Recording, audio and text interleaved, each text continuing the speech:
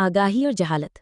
एक छोटा सा लड़का घबराया हुआ, हाँपता कांपता शिवाना, कब्ल इस्लाम ईरान का एक मुफक्किर, के पास आया और रूहांसा होकर बोला, मेरी माँ ने माबद के काहिन के कहने पर यह फैसला किया है कि वो अजीम बुत की खुशनूदी के लिए मेरी मासूम बहन को उसके कदमों पर कुर्बान कर दे। आप मेहरबानी करके उसकी जान बचा लें। शिवाना ये सुनकर फौरन लड़के के साथ माबद की तरफ दौड़ा। वहां पहुंचकर उसने देखा कि एक औरत ने अपनी नन्ही सी बच्ची के हाथ पांव रस्सियों से बांध रखे हैं। उसके हाथ में छुरी है और आंखें बंद किए वो कुछ पढ़ रही है। इर्द गिर्द लोग जमा हैं और सब ये मंजर देख रहे हैं। बुत के करीब एक बड़े पत्थर पर काहिन बड़े तकब्बुर और गुरूर से बैठा ये सब तमाशा देख रहा है। शिवाना करीब आया तो ये देखकर हैरान हुआ कि औरत को अपनी बच्ची से बेहद मोहब्बत है।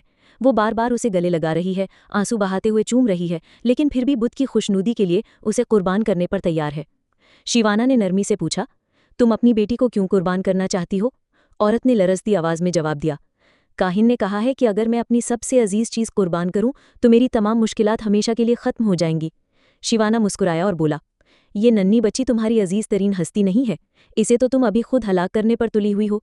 तुम्हारी असल अजीज तरीन हस्ती तो वो काहिन है जो पत्थर पर बैठा है और जिसके कहने पर तुम अपनी फूल जैसी मासूम बच्ची की जान लेने जा रही हो। ये बुत बेवकूफ़ नहीं है, वो तुम्हारी सबसे कीमती हस्ती की कुर्बानी चाहता है। अगर तुमने गलती से बच्ची कुर्बान कर दी तो डरो कि कहीं बुत तुमसे और ज्यादा खफा न हो जाए और तुम्हारी जिंदगी को जहन्नुम न बना दे।